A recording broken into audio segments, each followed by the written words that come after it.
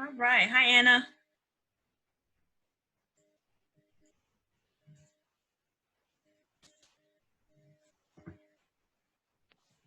Archna. Hello, everyone. Hello. Hi. Hi, Terry. How are you? Doing great this morning. I can't complain. Hi.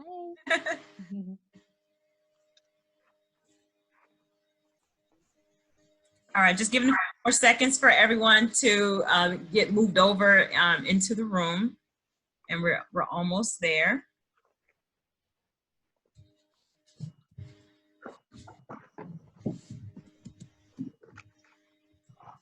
And while we're waiting for that, can everyone see the questions that are here?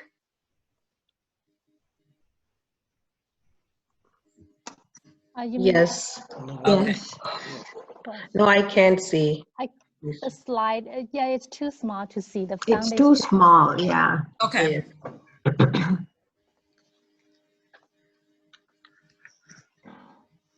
Yes, There we go. now we can see. Yes. All right, great.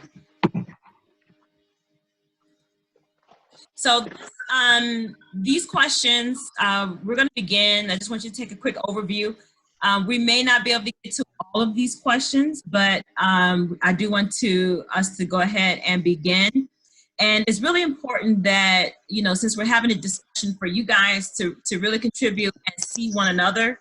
So at some point, I am going to shrink this just so that everybody is able to see one another as we discuss. So our first topic is virtual student development. And when we think about virtual student development, the first question is, what systems do you currently have in place so that you can observe or flag the new concepts, achievement tests, and corrections as they come about?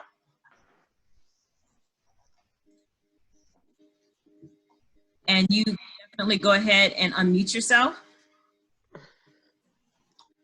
Okay. I can talk first what I do. Because right now no staff is coming, so I pull myself work and going through while pulling, and I do the data entry. My staff take work home to grade and then return. So when they come, I do data entry and start making the notes that who needs to take correction back home. And then if there is an achievement test, I put the achievement test and I envelope and write down the notes that please call me for this test and set a time. So when the parents see the test, they call me and say, can we have a time, fixed time when we can go over the test? So let's see, they call me today. I have one achievement test today at 3 o'clock. So she called me yesterday that I saw the achievement test. So 3 o'clock we go FaceTime or Zoom, and the student open the test in front of me, and then they start putting the time and dates, and they start the test. Once they finish the test, if a math test, I go over with them and ask the answer, and match my answer with them. If they make mistake, I put them the cross, and we keep going grading. Once So you're grading on your version of the test? Yes, ma'am. Okay. Okay. And then once we finish grading, I ask them, you want to fix it? Because I do give the credit back if they're able to fix it, the test. So they say, yes, I want to fix it. And then they fix it, the test. And then we go over again what you did, And then if it's 100, I ask them how much time you take it. They put the time on the test. And I tell the parents, when you return the work, please return your achievement test. So I can put in my database and see one more time. Thank you. Real quick, do we have any volunteers who will be the speaker for the group? Thank you. No, not the speaker. Sorry. I just wanted to add something. What I do is when I'm lesson planning, I print out a list of all my students from CMS, and I delete all the unnecessary columns, and I have only the student name, subject, grade, and level they are in. And I make a big instructor comment column for myself. So when I'm lesson planning, I make all my notes in that instructor comments column. And I also mark out achievement tests and the date of the test in that as well. And then what I do is I have another spreadsheet where I enter all the achievement tests only. So I have a list of kids with the dates and the achievement test that they're going to take. So I can follow up with the parent to set up an appointment. And I use that same instructor comment sheet during Zoom sessions because your first question was, how do you make comments on what you observe in Zoom, right? So I use that same sheet to write my comments as well. So I use that sheet back again for lesson planning the next time, or to reach out to students individually through email or just tell them what they can do to fix things at home. Okay, you froze up just a little bit on that very last thing that you were saying. Oh, okay. No, I said okay, go ahead. I use that instructor comment sheet to reach out to parents. For instance, I noticed something with some of my EL kids. So I reached out to the parent and sent them a list of things that they can do at home based on my observations on Zoom. Okay. And for the achievement test, I did try 1 or 2 tests, trying to do it at home, like Archana was saying, along with the student. But 90% of the time, they're not set up well at home, right? The lighting is too much, the camera is not focused. So what I started doing was I tell the parent to send me photos of the test right after the test so that they don't go back and change anything on the test. So they immediately send me the pictures of the test, so I don't have to do the please record the start time and Okay. it just makes my life easier. Gotcha. Photos. Does anyone else doing? That's Yes, it. can I say yes? Mhm. So I'm following, basically I'm doing it a one-on-one for the test, and most of the tests I administer unless it is on my class day, and then I have some of my assistants help. I do a lot a 1 hour time slot for them. I have sent out the calendar to them, the parents who need, the kids who need a test, they get a calendar and they're supposed to sign on that. And then based on that, we set up I'll send them a Zoom link and saying, okay, you set up so they're the ones who decide when they are available to give the test, and they have a sealed test given to them, which they open at the time of the test. And I basically, just like a classroom, just sit in front of that computer and make the child go through the complete test, give me the answers online. We correct it right there and then. So it is a 1 hour process per child. And there are days when I'm, administering 3 or 4 tests at a time. During the day. But I try my level best to make sure I don't have more than 2 children, not even completely overlapping, but, maybe in a half an hour slot, like maybe one is started at 10, the other starts at 10:30. And that way I put them one into a break room and I keep checking on them and getting the tests administered that way. And then once I have the result right away, I make a note of it, and then I have my assistant put it into the system. And then the parents can drop off the test whenever they drop off the rest of the homework. Gotcha. So as we're talking about virtual student development, the next question is, how are you all able to instill work skills in students, especially in the lower levels? But overall, just thinking about the new platform that we're currently using, you looking at them through Zoom, how do you develop their work skills? Are there any that you've been using? Yeah, every week when they join the Zoom sessions, I'm talking about the older students. The early learners, they are working one-on-one anyway. The older students, I ask them to show me the last completed worksheet. The first page, last page, to see them, how they have approached the worksheet, especially math, are they following they're writing down the steps, how they are working. So that helps a lot, when you see the completed worksheet on a weekly basis, right? So also helps me plan the study better. How it looking at the time they are taking, so that one sheet of paper that they complete the day before the Zoom work, that gives me a lot of clues.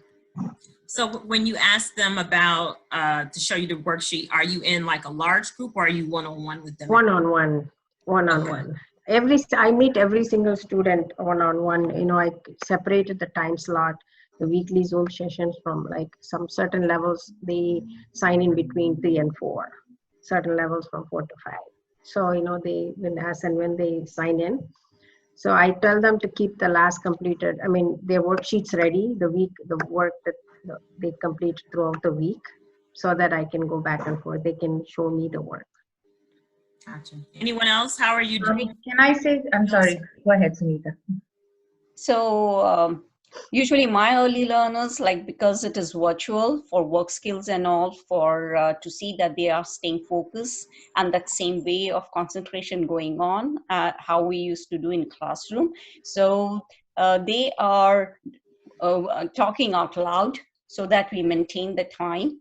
Doing the whole 5 pages, maybe sometimes they complete one subject and keep, and suppose if it's math, they will keep it ready, already done. Then we will just go over the whole answer of that material. And in reading, the way we do it in the classroom, reading out loud the directions, reading the whole sentences, or if it is B level, reading the sound part. So that also in terms of time and in terms of how they are doing, because they have been trained well in the classroom. So I think that is not having any drawback regarding how the work skills are going on. So far, I think the one-on-one Zoom session plus the EL's same process, that is working good even on the Zoom session. I am facing certain challenges, especially with the EL. They're young kids. It's a home situation for them. Mom is sitting at the back, dad is sitting at the back. Suddenly they'll get up and walk away from the place to get a glass of water or a cup. And I'm like, where did you go? You need to be back on your thing. Or, it's much harder to control, especially some of them. Some kids are pretty good about it. They're at their spot and they're doing their work and they're done in there. But there are some who are just, and there's only that much you can go back and forth with them on a screen, because you really don't have that kind of control that you do have in class with them. The other thing that I'm noticed is that over the few weeks that we've been doing this, only a set number of parents are very committed about getting on and, coming to this, the session. Half the time, they signed up and then they don't show up, and you're, texting them, is your child coming on? Is it? And even after telling them, okay, we're here really to work on new concepts or something that you're having difficulty with, they would like to do the complete 30 to 45 minutes of work, whatever it takes them to complete that online. So the challenge really I'm facing is that out of my, all my subjects, I'm just getting X number that show up regularly. The rest, it's kind of like, it's based on the homework that's coming. If there's an achievement test and they suddenly show up because, we have to do a test. But otherwise, it's very hard to get them to sign up and, get online and at least see us face-to-face even once a week or maybe once in 2 weeks. I agree with Nisha, and same thing here. I have students who will schedule Zoom, but they may not show up, and then they want another FaceTime schedule.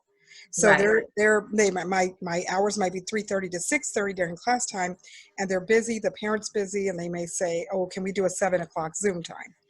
FaceTime." So I have 2 scheduled today, one at 3, one at 4, and for FaceTime. Or Zoom, or they want to do Zoom at a later time. But most of the time, if I'm working with students, what I'm trying to do is incorporate recommended reading in with my reading students, because I'm asking them to show me the books they're reading and asking them questions, because I have that source book that we had before. I don't think they've given it out, but a while back, Kumon gave us a recommended reading book with questions. And I do use that. So, and I ask them to show me their completed work, just like everyone else. But I do find some challenges with Zoom. I know, Terry, you were on with me yesterday. That was a young student, but other parents, when they're younger, they are sitting next to them. Mm-hmm. And to retrain parents sometimes can be challenging. But, you know, that's the only thing. Yeah, I agree.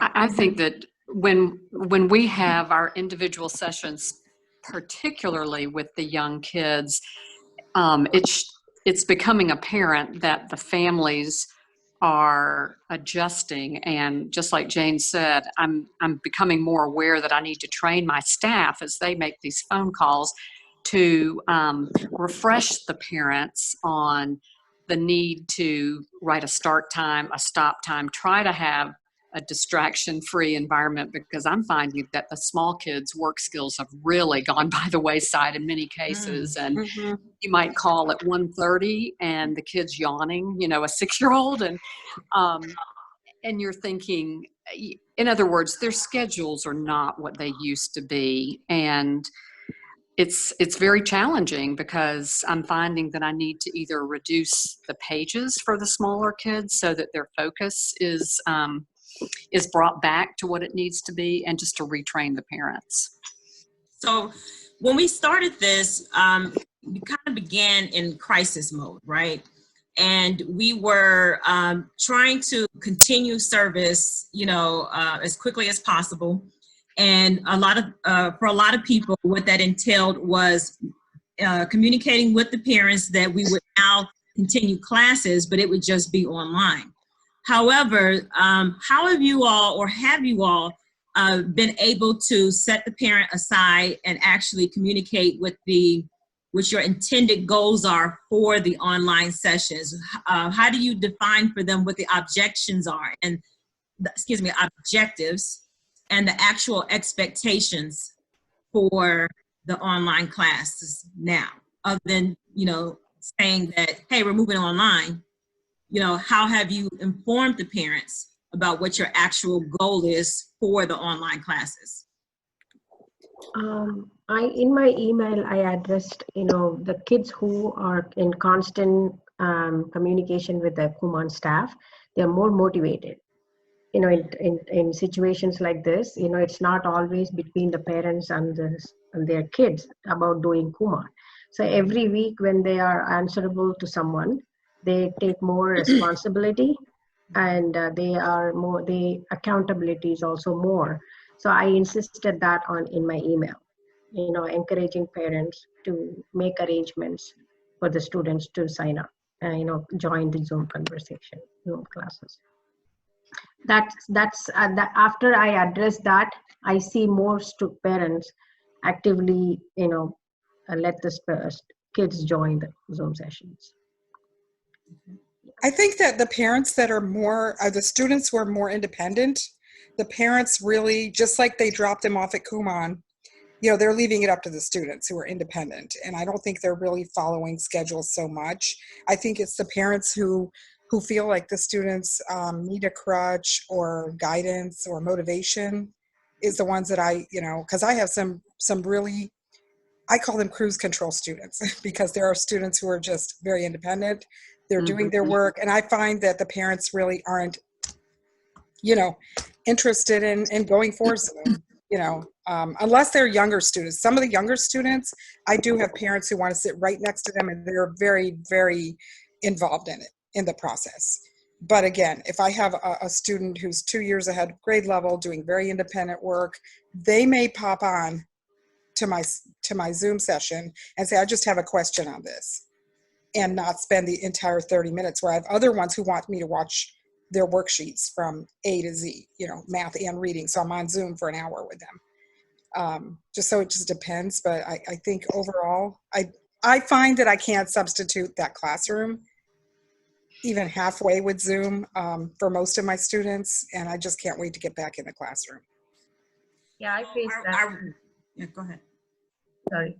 The problem also becomes is most of, you know, it's parents are getting a little overwhelmed with the whole thing, because they're dealing with schoolwork. They have to, Yes, I agree. they have to give up their devices to the kids to have to work on their, you know, and most of them are working, they're also working online. So often I'll have parents say, oh, I cannot, get on before 6 or 5 because I'm in a meeting till then. And so it's kind of, it does become challenging sometimes. Like Ginny said, I have parents, oh, my child's schedule is out of whack now. Can we meet at this time? So I've actually come down to, I've just given them my cell phone number and I'm like, just text me I do the and same then thing. we'll work it around. And, we'll have to, because sometimes just that Monday, Thursday class session doesn't seem to be working right now because, and I've also had parents who are like, we're just so overwhelmed with so many emails coming from school, and some of them have 2 and 3 children, and they just miss out on the emails that we are sending them. So I have to literally contact them on a personal basis and say, hey, you've been getting the worksheet, what's going on? And then can you sign up? Is your kid doing okay? Do they need help? Etc. So yeah, it is, I think, challenging on both ends right now. So I have a question. Are you doing only the class days, Zoom classes, or do you have extra days for Zoom sessions? No, I'm sticking to class days for the class time. But if a parent or a student texts me, I have trouble, I need help with this. I've literally got all the worksheets sitting on my dining table right now, and that's then when I just jump in and help them out. Yeah, I don't schedule at that point and just do it then. I have scheduled Zoom times, class times, but I offer them to call me at any other time. So I've provided my cell phone number, just like Nisha, and sometimes they'll just skip, most of the time they'll schedule outside of Zoom time. So I offer them Zoom or FaceTime. Some of them don't get on Zoom. I have some parents who just, how do you do it? I don't want to get on Zoom. Can you do FaceTime? And I'm surprised. Actually, parents don't have to get Zoom. Once we send them a link, since we are the host, we send them a link. Right, and I tell them that a few of them have said, oh, I'd rather do FaceTime.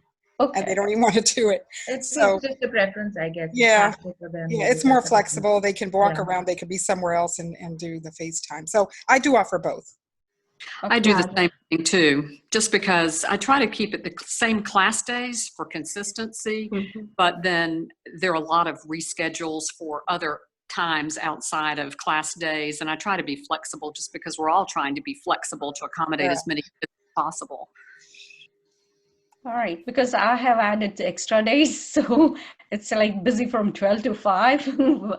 And since the sign-ups schedule is sent to them, then it becomes a little more organized in that way. So I get a chance to see most of my students. And yes, there are a couple of parents who are not showing up at all. So we text them and call them and check with them. But sometimes it's like we don't want to interfere too much. I don't know what's happening at the other end of the family. So that is another issue happening with this situation now. But majority of them are very dedicated and coming, and I feel like giving parents the feedback that has become much more easier, and the communication is so good. So parents are like, they are there every week to continue with the Zoom session. So it sounds like that. I'm sorry, 12 to 5, because with school work and all, a lot of kids cannot get on before 2 or 3 because they're busy with their school work yet. And so that time frame, at least I find that, even if I give them those time frames, nobody shows up. And then I don't know how to schedule my assistants to come in, not to come in. I don't want them just sitting on a computer waiting for somebody to show up if they need it, I did something different for EL. I created we have on the same days. EL is not on separate days, but one of my EL assistants is in a breakout room. So what I did was I reached out to just the EL parents and I scheduled them on Calendly. So I know that some of them don't want to come in, but I strongly encourage them to sign up. And when they didn't sign up, I told them, okay, these are the time slots available. Can I sign you up? And they said, okay. So I do Zoom sessions on Monday and Friday. And from 2 to 6, my EL is completely booked with 30-minute slots.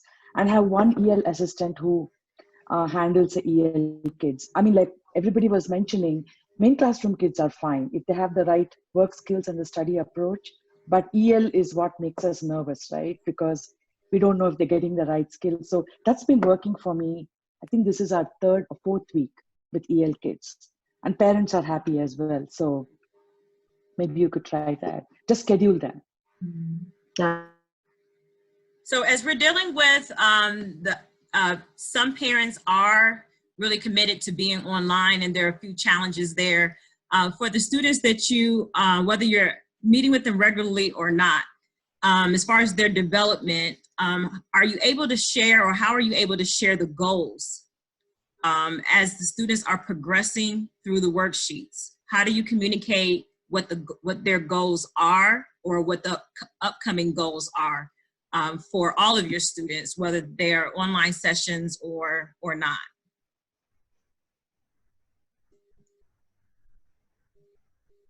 In fact, I was looking into that sheet, the summer planning, the goal sheet, how I'm going to use it. Now, in fact, it would be great if Kumar can give some guidelines how we are going to do that, because I ordered them last time.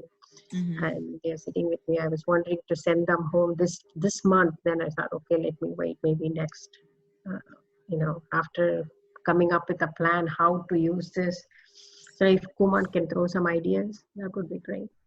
Well, if they're pre 4th grade students, I always talk about the goal. I always talk about G by 4. I always talk about, J by 6, and try to encourage the students. But, again, I think someone mentioned about the standard completion time and timing, and we have to stay on top of that and just encourage the students to make sure that their timing is right. So when I observe them, I'm reminding them about timing their worksheets. We talk about standard completion time at their level, but I usually look at the broad aspect of it, and I talk to them about the long term, the 1 year ahead of grade level. But these are the long-term goals. The short-term goals, they should know their standard completion time. And, as far as being able to correct their work with what kind of accuracy. So we kind of talk about that, at least during the Zoom sessions before they start working. Yeah, and also sometimes, lately when the students like first graders taking B level test and moving on to C level, when they reach their goal, the short-term goal, the C by 1 or G by 4, I remind them, about the next goal. Like, now you've reached the C by 1. Now your target is G by 4. I mean, when they hit that situation, whenever. So you can take that opportunity. Okay, let's switch over now. We're going to change topics, and we're going to move over to center operations, okay? And so with center operations, first question is, what communication plan do you have in place to exchange feedback with your assistants who are working with students in your breakout rooms? My assistant sends me notes right after the session is done. So I save the notes, and I look through them. And then if I have to contact parents about something, I do that or incorporate those comments in my lesson planning. In my case, I just literally after the session they're complete, I go into the break room and I have a quick talk with them and find out how the session go, were there any issues, etc. Right there and then get the feedback, and then I have notes because I'm online. Because I basically conduct the whole thing, so it's not like they're doing it independently. So I get the information right there and then, and I have information, notes right there and then for those. The other thing also is because I give out worksheets every 2 weeks, so that one Monday I am at the center when we're giving out worksheets, and when parents walk in to pick up the worksheets, they see me, there's always a face-to-face conversation happening. So that's another thing I catch on right there and then and let parents know. Especially some of them who, kids are just sending in work, especially like you said, Jane, the ones who are on cruise control. It's when you grade them, you realize, are they really doing the work, or is it just, letting mom know, mom's just handing in homework. And we've got a few kids who have just, because now they have the answer book online or something. I've had a couple of them just putting down answers and sending it in the hope that nobody's going to check it. But, that's a good place to catch them, especially because you're not seeing them regularly. And then next day they are on Zoom, who's you working on it? So yeah, that's how the feedback gets to parents. So I am there that every, you know, and of course on text and email and, you know, every other method that they can connect with me, I try my level best to be available for them right now. Anyone else? How are you thinking about how you're exchanging feedback, whether it is what you want the student to work on during the one-on-one sessions or what the assistants are observing or what parents need to know? How are you getting that information so that it remains two-way communication? Anyone else? The same thing. They update me at the end of every class. Yeah, then we discuss. Yeah. Okay. So my next question is, as the shelter-in-place orders are being lifted, have you been thinking about what modifications that you're going to make to your center from the operations standpoint, as well as modifications to the class itself? Yep. All Are the you points talking about us getting back to center? You know, right. As you can just kind of think about it, I know we're not ready to go back in quite yet, but as you, you know, when you think about just preparation mentally for, okay, when we do get back in there, right? A lot of orders are being lifted. We have businesses reopening. In some cases, instructors are already being contacted by parents asking, you know, can we come to the center now? Anybody else experience that? I see Lakshmi. Yeah. So we just want to know, what have been some of the thoughts that you've been toying around with as far as how you're going to modify, you know, the operations, or even what the students' routine is, you know, and once they enter the class? Yeah, one thing I have done is yesterday was my worksheet exchange day. So I moved 50% of my center to weekly worksheet exchanges. And before I did that, I reached out to each one of the parents and said that I'm moving your child to a weekly worksheet exchange pattern as opposed to 2 weeks, because I want to be able to monitor them better. And these are some of the problem students, right, who don't finish their homework, or they could be even like cruise control students like Jane was mentioning, but you still want to kind of keep track of their progress better by doing a weekly worksheet exchange.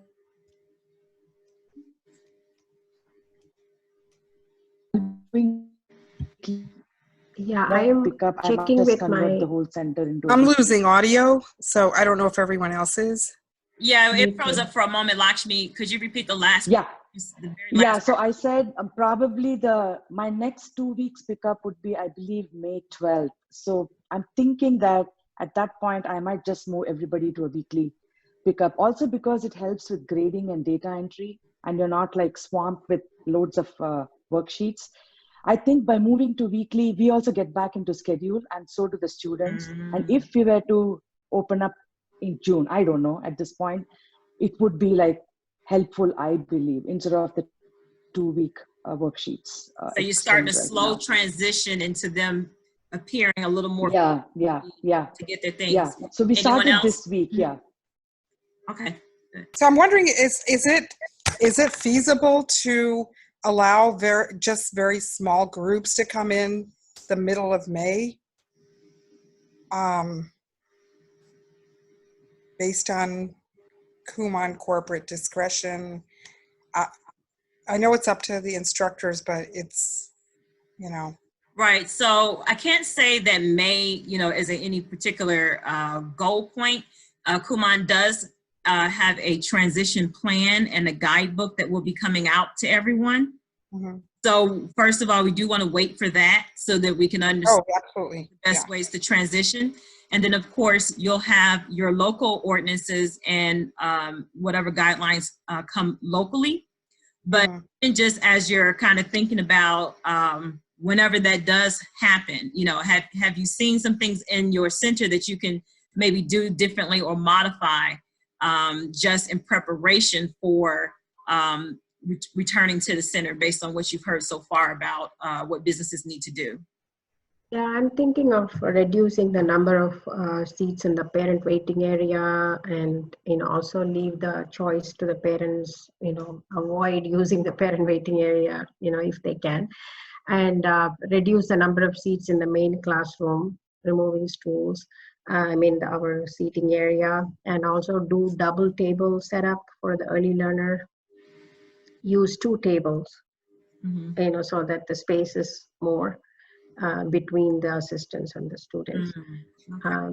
And also, I'm right now checking the availability of my assistants, how many are willing to work in the center during the class hours. And also maybe most likely I may need to schedule the students also, to make sure that we have limited number of students in the classroom. So that one I'm currently working on how I'm going to schedule them. And I saw in the Kumon email that they have a virtual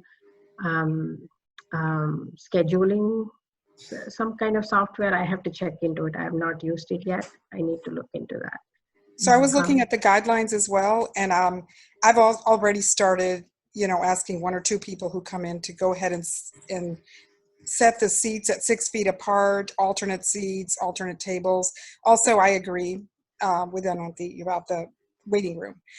Maybe just have 3 or 4 seats there, 6 feet apart, and then discourage parents from sitting in the waiting room, just all together. I know that there are centers that don't even have waiting rooms, even before pre-COVID. So I think I would discourage the use of waiting areas, because parents are always sitting there and talking anyway. And this is, airborne disease. I don't think you don't want to sit there and have conversations. So, but definitely reducing the number of seats and reorganizing the main area. I think that EL is going to be a little more, I don't know. I think I saw the guidelines that Kumon provided to us through that email, and they're saying to do maybe the 2 tables together. I'll have to see how that works. I don't know. I'm just kind of skeptical about EL. The main classroom, I can definitely, separate the students. And I don't see how I can do this without schedule. Yeah, but you know what? What if someone doesn't follow the schedule? I guess I'll have to have only a limited number of students coming in, like they do at Home Depot or Trader Joe's or Whole Foods. They let a certain number in.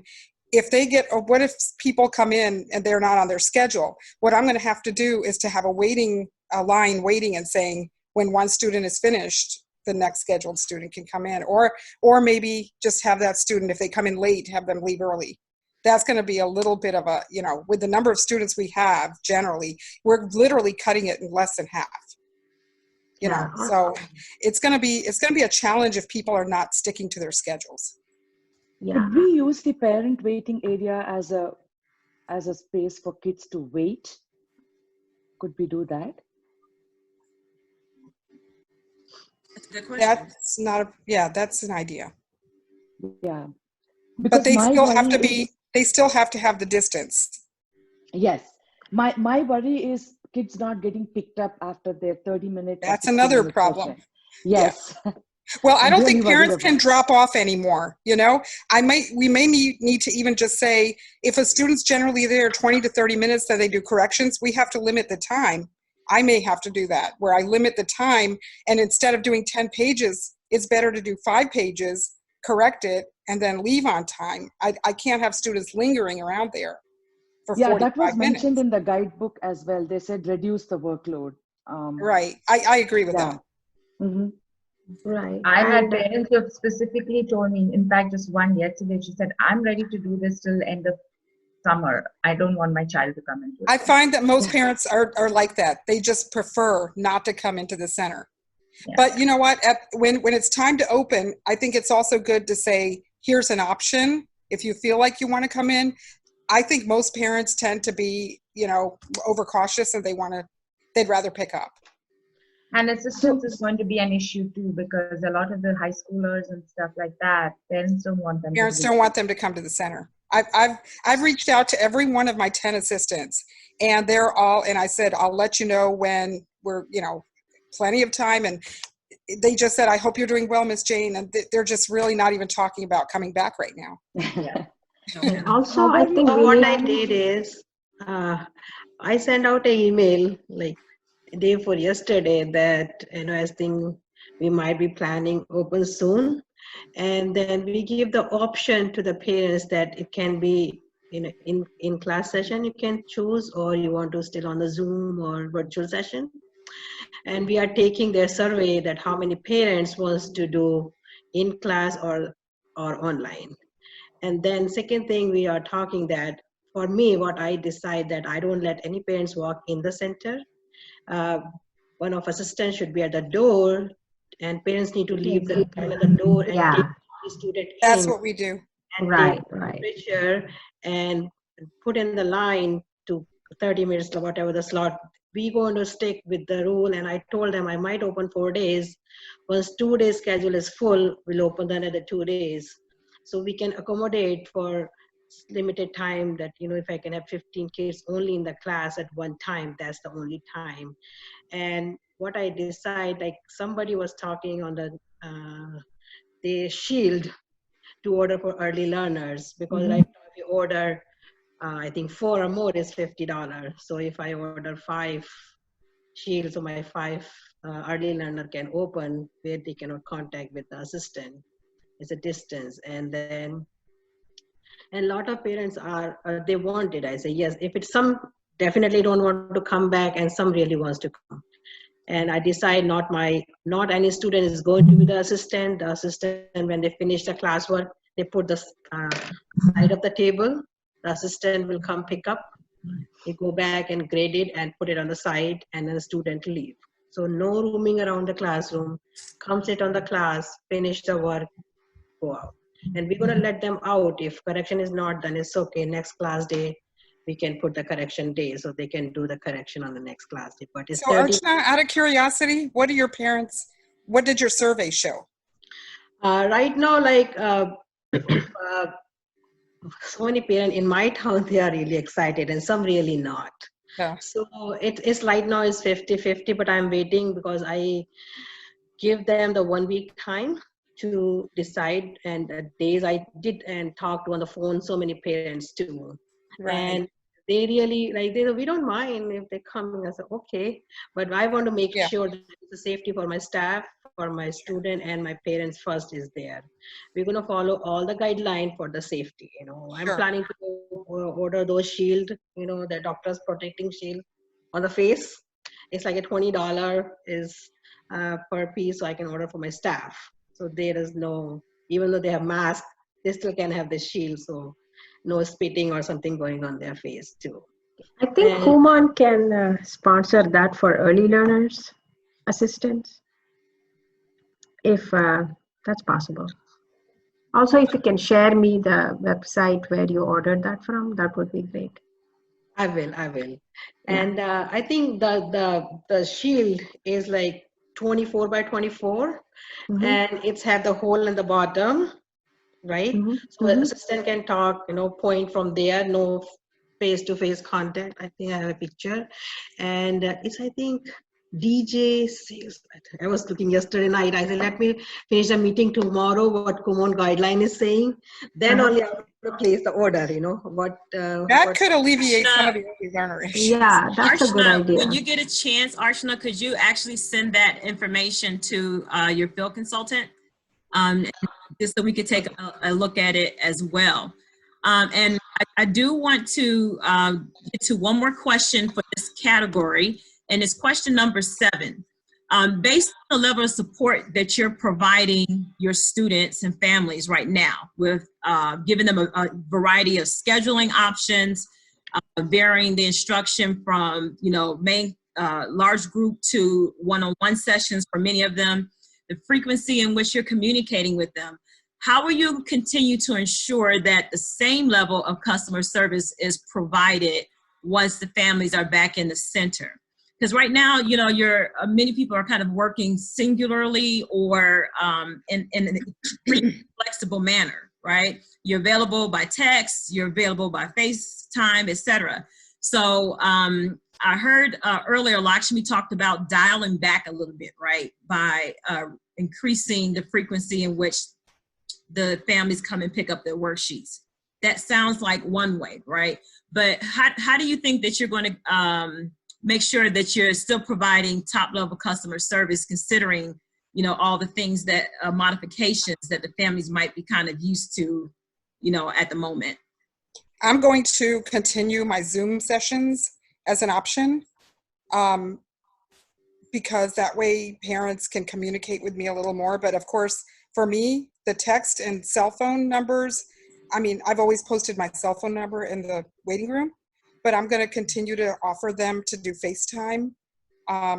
You know, if we have to cut the time for students a little bit based on their working at the center, I want to definitely be able to provide the customer service where they can still be open to contact me. And if they want to do Zoom sessions, they can schedule that to supplement what they're doing in class, and also FaceTime sessions. So for me, at least in the transition period, I don't know if I can continue to do that long term, because that would just eat up all my time. But initially, at least transition wise, I do want to offer that when we go back to the center, we still have the option of parents, you know, communicating with me that way to find out what's going on. Actually, I want to say something. Because of this, all these Zoom and calling to the parents, one thing has happened good to me. I'm just talking about myself.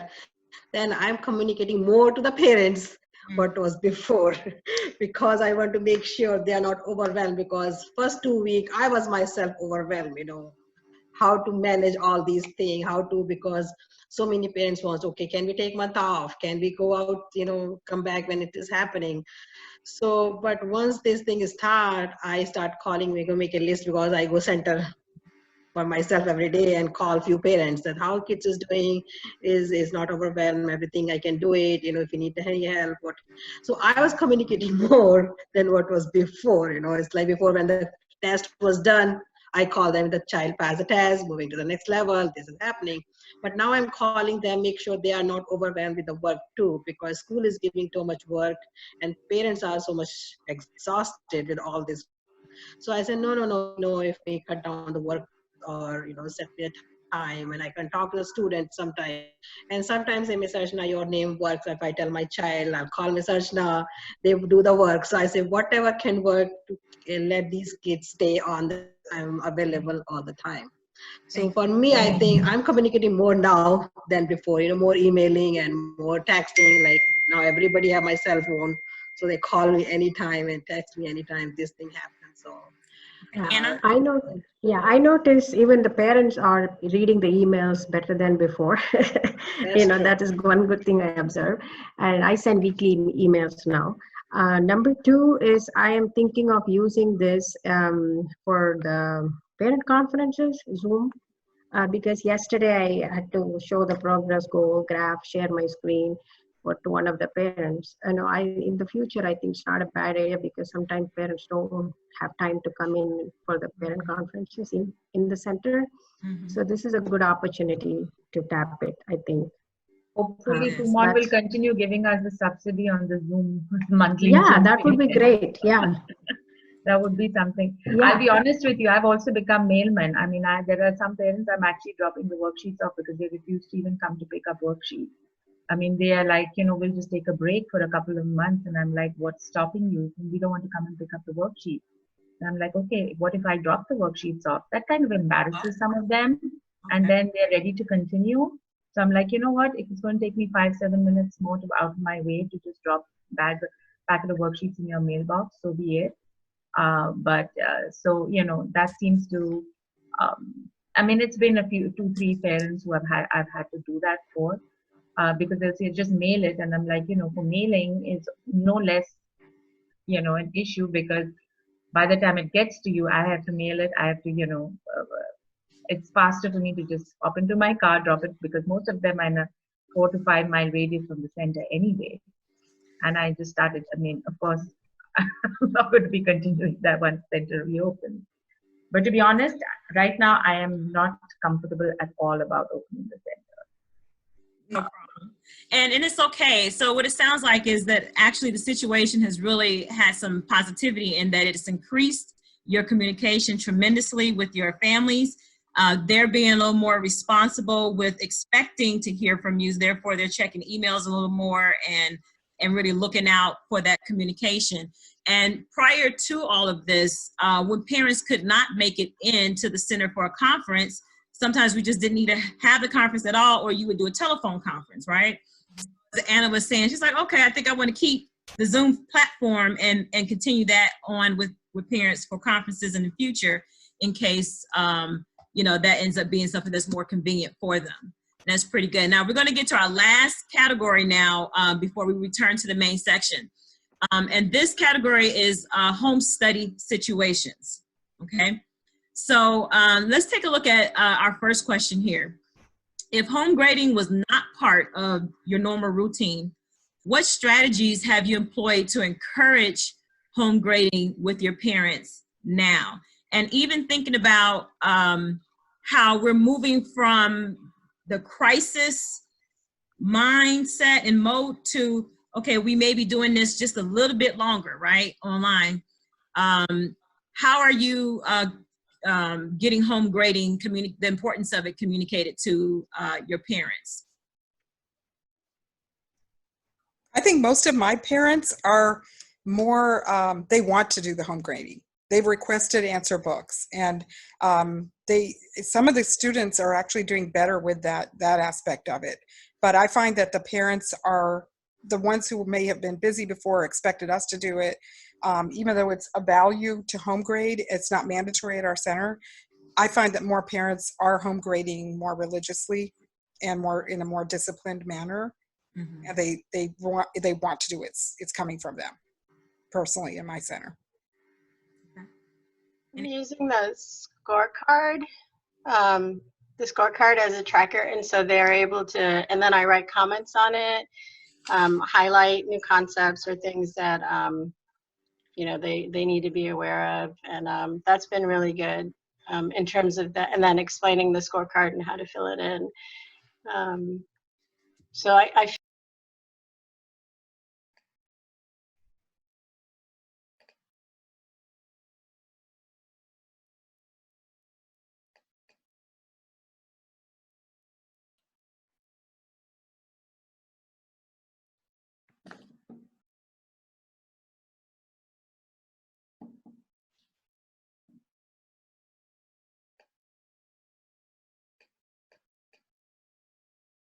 Hi, everyone. Can you hear me?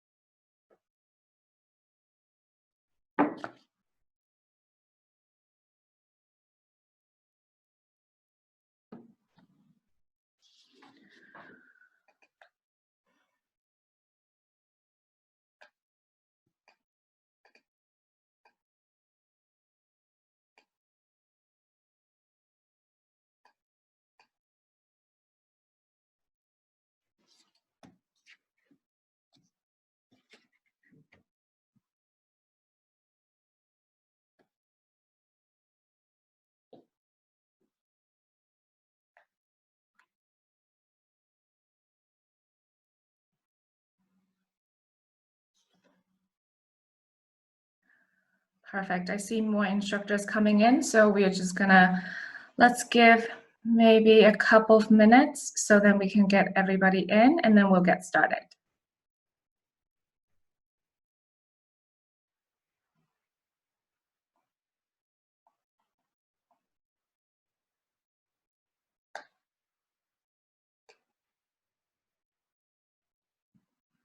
At this time, please feel free to unmute yourself because we want everybody to participate. So if you want to unmute yourself, perfect, thank you. And you can show your video if you want so we can see your beautiful faces.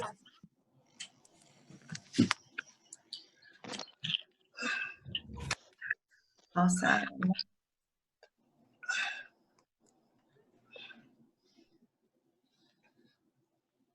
All right, so let's see. We need to pick a speaker to represent the group to share our best ideas. Do we have a volunteer that wants to be the speaker for the group?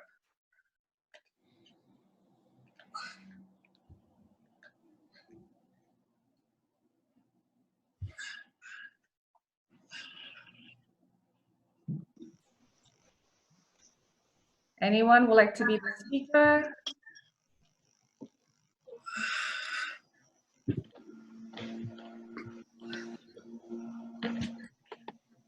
Come on, guys. Kumon instructors are not shy. So what do we have to do? Okay, hello. Hi, Teresa. So Lena, what we need to do as a speaker is just as the instructors share their ideas, you can write it down in your notebook and then decide which is going to be the best idea per topic. And then once we get back into the main room, you'll be the one sharing our best ideas to the group. Okay, let's see if anybody else, because I think there are more veteran instructors right here. You don't have to be veteran to be a speaker. Let's see, can we have a volunteer to be a speaker for the group? I can do it. Who's going to do it? This is Shirley here. Okay. Can you hear me? Yes. All right. So I can speak up. I mean, that's fine. Awesome. Thank you, Shirley. Okay. Is everybody able to see my screen? Yes. Yes. Yes. Okay. So just wanted to go through the 3 topics with you guys quickly so you know what is coming up, and then we're going to go into our first topic. So the first topic is going to be the virtual student development. So these are questions that I'll be asking throughout the discussion to see if you have any best practices that we can learn from you and we can share with each other. The next topic that we will discuss is center operations. For example, how are you pulling and prepping? How are you utilizing your staff? You know, thinking about the support with the families, you know, how are you communicating with the families and providing customer service to make sure that they keep being engaged as Kumon students and families. And the last topic we'll discuss is about home study situation. So talking about home grading, talking about corrections, thinking about achievement tests, you know, how are you proctoring them? And again, how do you make sure that the families stay connected with you? And if you have shared any student successes during this time with the families, we would love to hear about that too. Gina, I saw that you raised your hand. Right? No, I think that was on accident. Okay, no worries. Okay, so each of these topics, we are going to spend 20 minutes to discuss, and I really want this discussion time to be yours, so then you guys can share your ideas and learn from each other's best practices. Any questions before we start? Let me see. Okay, we're good. All right, so first topic, what systems do you have in place currently to flag or to make sure that you are observing new concepts, achievement tests, or corrections? What are some of you guys doing?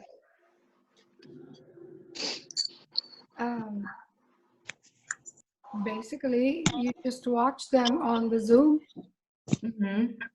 and have them read the answers and have them do the corrections when needed. And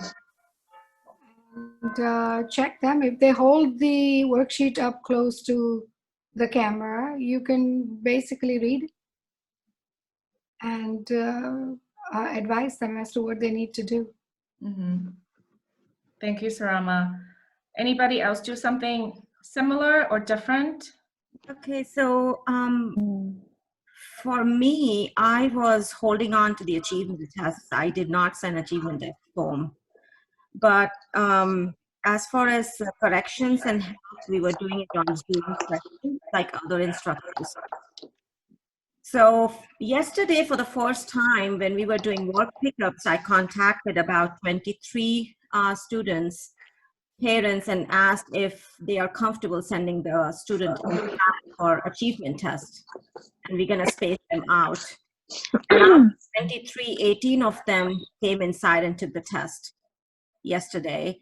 And the rest said that they will do it on Thursday because we are doing pickup work exchange this week, Monday and Thursday. So that worked out pretty good, and I got an idea how families are comfortable sending the student in for achievement test, and we were wiping down the table after every test, and we were spacing them far away. So at a time, there were 2 or 3 students. I have an idea. I already did a 1 month and a half, and from starting the beginning, I'm never doing the Zoom. I did for just 2 weeks, every 2 weeks exchange. I provided for parents to idea for 1 week, but the parents rather to exchange 2 weeks. So then I called before the time to the children test and ready to come inside of the taking an achievement test. But if children doesn't want to, that'd be fine. So we, I think almost 80% student come to in here. Then other younger children, sometimes they doesn't want to, they did at the car, or even I put it outside in the desk because early learner test need to be observing. So, but it's take 5 or 6 minutes. So I did it outside of the car and put on the desk and chair. And students happy, and because parents cannot be, we don't have time to educate, but instructor cannot observing like we, parents cannot observing like we do. So some of you are having in-person achievement tests, but spacing them out and scheduling. Yeah, definitely. I encourage, because just to introduce by myself, this is my 30 years. It's very tough to, if you independently to learning, even like a new concept in during the classroom time, like a regular time, because that's as Kumon is. I think people who travel for kind of this situation now, because they're too much teaching, always they not trust the children learning by themselves, because a worksheet designed for like that way. If you're following the Kumon's principle, there are no effect. That's why my my center only like 15%. Physically so busy because of the school. The online give a lot of pressure on the parents. So that's only reason, or only just join the family 2-3 months, didn't know what's Kumon look like. They couldn't know, they are not popular with our style. They only few family quit, but most people who stay in long time, they are very comfortable. They have no problem. Thank you, Yukari. Jeannie, did you raise your hand?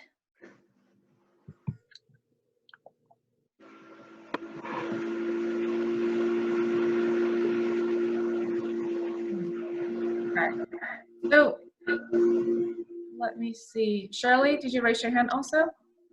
Yes, I just wanted to add to whatever everyone's talking. Like, I agree. I mean, I've been about 14 months an instructor now, and all who have been with me for a while know what Kumon is and how it works, and they're okay even if the center is not open. In fact, whenever a child when I do my lesson planning, I make a note of, you know, when the child is doing a new concept for the very first time, and I make sure that, you know, I send mail to the parents ahead of time saying, please make sure that there is a Zoom session on this particular day.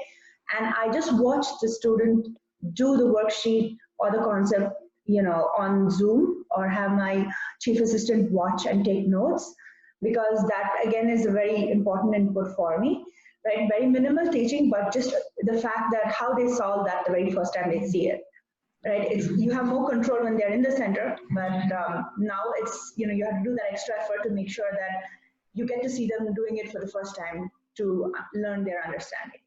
Yes, thank you, Shirley. I think I think that's so important because we don't want the parents to teach, right? Especially for a new concept, the student is going to need help. So we don't want the parents to do something that we wouldn't do as instructors. So how are you, letting the students know that on this day you're doing a new concept and I must see you on Zoom? Do you have systems in place to help you do that? Yeah, but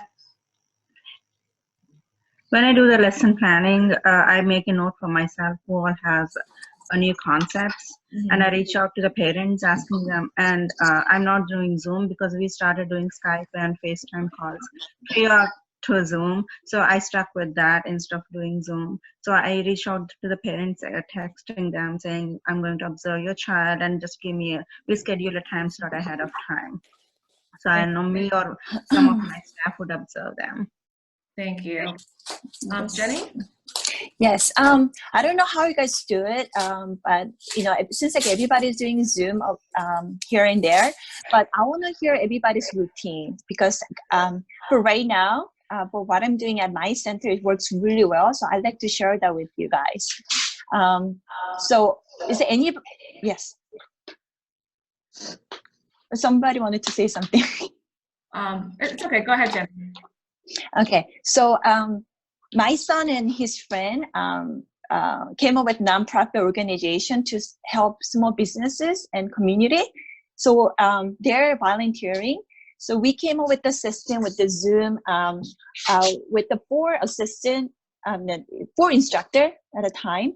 So 3 assistant and myself. And what I did was using the Calendly, I made 4 appointments for each session. So I made multiple session at the same time. Okay, so every 15 minutes, they can come in for 2 early learners and A level and higher level for the math and reading. So each link, they could make an appointment for every 15 minutes. So they come in at a maximum amount of students they can come in is 4 students at a time. So we could actually do one-on-one what do you call it, instruction with each student. So all the parents are so thrilled with our system. And the students who had ADHD and so who can really focus at the center, they're really focusing better. So we have parents who wanted to stop Kumon starting next month. As soon as she saw the Zoom session, she came right away to our center and she paid for the tuition. So I really, the system that we planning works really well and the parents are really, really happy. So, I really wanted to share that with you. And those students, my son and his friends, they recruit more friends because they want to be really helpful to Kumon and the community. They can also help you for free of charge too. Thank you, Jenny. Thank you so much for sharing. So for the one-on-one sessions with the students, I know a lot of instructors are doing that with their early learners because with younger students, it's so hard to do in a group setting. So how are you, instructing your early learners, whether it be Zoom or FaceTime or Skype? How are you doing that? I have an assistant and I normally put the early learners in the breakout rooms with her. So they get the one-on-one attention that they deserve and need. Thank you, Sarama. Anybody else with early learners? So, can you hear me? I'm not. Okay, so I wanted to share a very crude way that I have done, like when I'm lesson planning, I have my really handwritten planner and so I put there who's going to do an achievement test, who's going to have a new lesson and all that. So and then I make an appointment with that person like two or 3 days before. And then this is an advice from Stacy. So I have been giving out, I've been mailing my worksheets. So I have been mailing also their achievement tests. and they have stickers like this, and the students know that they will unseal the test when we go online. But with regards to the early learners, it's been working out well. The kids are more focused really when they're on Zoom, I've noticed. So with the early learners, I tell the parents ahead of time that they have to be with the child. And then it's gotten really very good in terms of parent participation. Then they're really more involved, not unlike when they were in the center. So, and then I ask them to position their phones or their iPad, and I demonstrate that it should be facing the work, you know, and so, and then I do the same with my worksheet. I have here at home, I have all the worksheet samples in the binders. So I know exactly what the student's going to do at that certain day. So I pull out a copy of what he's going to do. So I direct my phone the same way. And then we do the pointing and the sounding out together. And so the parents are really, really very involved because they're right there beside the child. Thank you, Teresa. And that's something that I've also seen in another center where the instructor is training the parent, you know, training the parent on how to read the directions, how to point. Do any of you do the same thing to train the parents on working with early learners? Yes. Yes.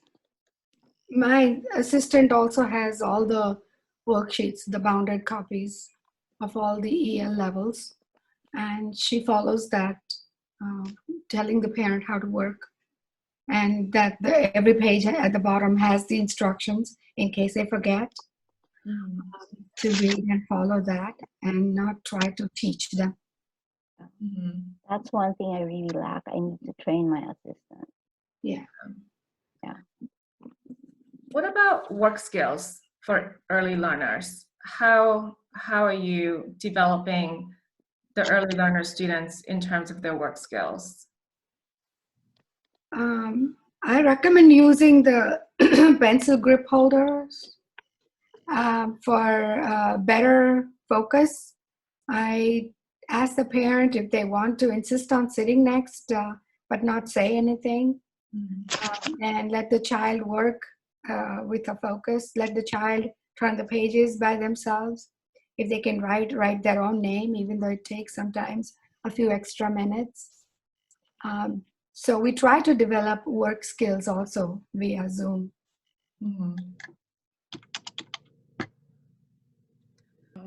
Hi, this is Madhu. I always share at the end, also go over the work skills with the parent for their session and what they need to work on. So give them specific instruction.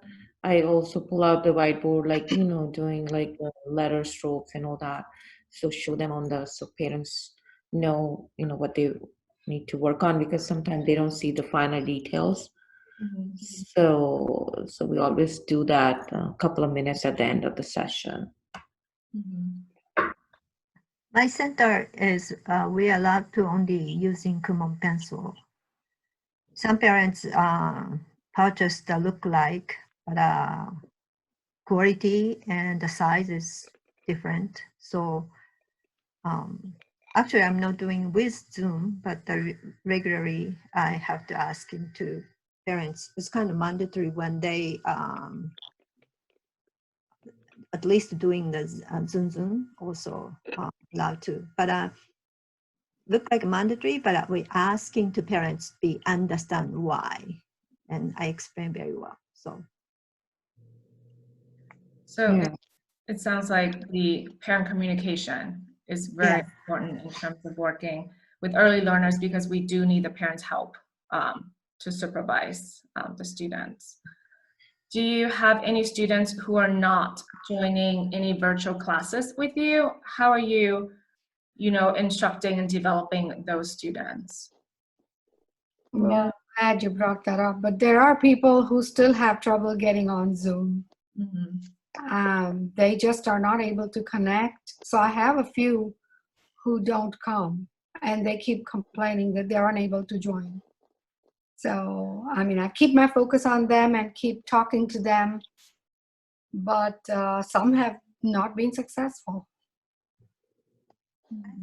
This is why Kumon is very important, because after the getting slowly normally, I think this is a Kumon character. It's nobody can copy, because now regular like other type of learning center, they took away from the like more online. Then they actually offer for like a tutoring service. They buy free, but our program is home study based, but we are pay attention to the actual kind of work. That's why I think parents, if we're giving the offer the right through Kumon service, I think parents appreciate it to actually come in center.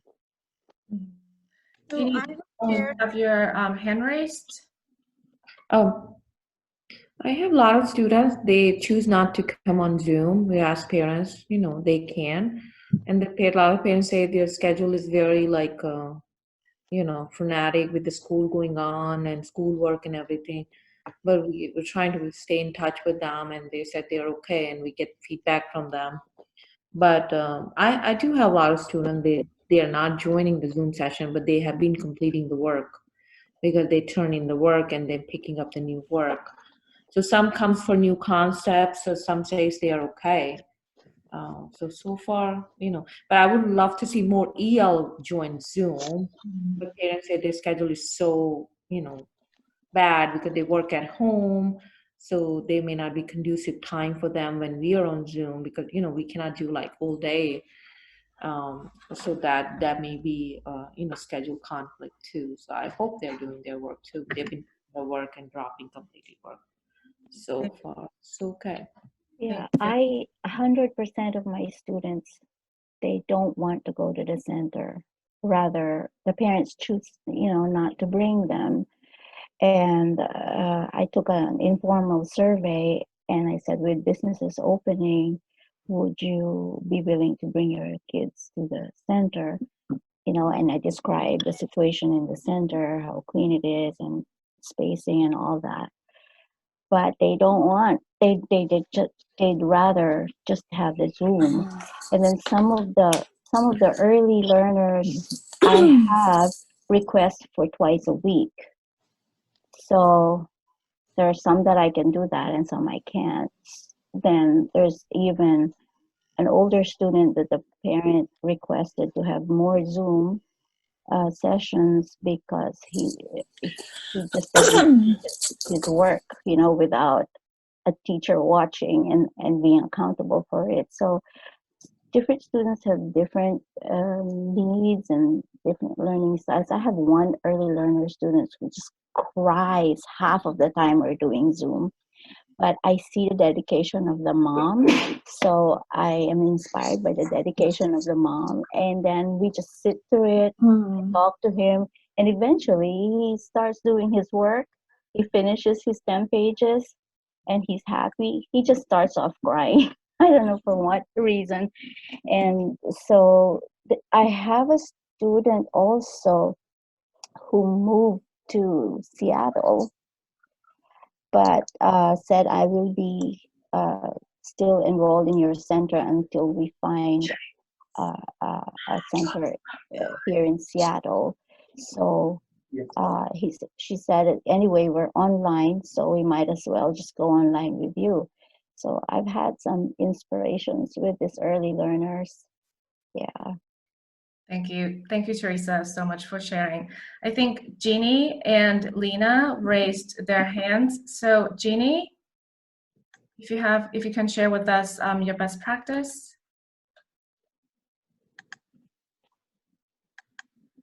Okay. All right, let's go to you, Lena. Okay, I was just going to add to everybody's experiences here that what I did with early learners is I find the parents don't want to do twice a week. because of their busy schedule. And I offered once a week, one-to-one. And I have pretty much all my EL students attending right now because they get once a week, and the schedule stays the same every week. And the meeting ID and password stays the same, so they don't have to go and schedule on Calendly every time. So I see that my EL students, they are pretty much almost all the students are attending. There are some I lost before I started Zoom, but whoever stayed are all attending. Now, as far as the main classroom goes, they can attend any time between that time frame, and it's a different day. But I went on my CMS and I pulled the list on a spreadsheet, and I highlighted the EL as well as main classroom students who are attending, and I did a percentage to get an idea of how many students attending, and I came to about 65% of my students attending, whether it's EL or main. And then I looked at the students who are not attending to reach out to them, and I'm getting, they will attend when they need help. And at least I know who is not attending, and if it's a 6-subject family, then I'm making a phone call that please, at least one student, because retention is main right now. We want to retain our current students. So that percentage helped me figure out where I'm at when it comes to Zoom, because whoever is attending Zoom is staying in the program. And anybody who's leaving, they have never attended Zoom. So that gives me an idea that it's extremely helpful. Thank you, Lena. It is really important to track the students who are attending with you, because just like when we had center days, if you haven't seen a student in over a month, right, you know something's up. So it is good that you're tracking them and making sure that you're at least touching base with the students, at least, maybe every week, every 2 weeks, something to let you know that the student is happy. Thank you so much. Let us move to the next topic about center operations. So how are you prepping and pulling at this time? How often do you do it? Do you do it by yourself, with your assistant? How are you making it work?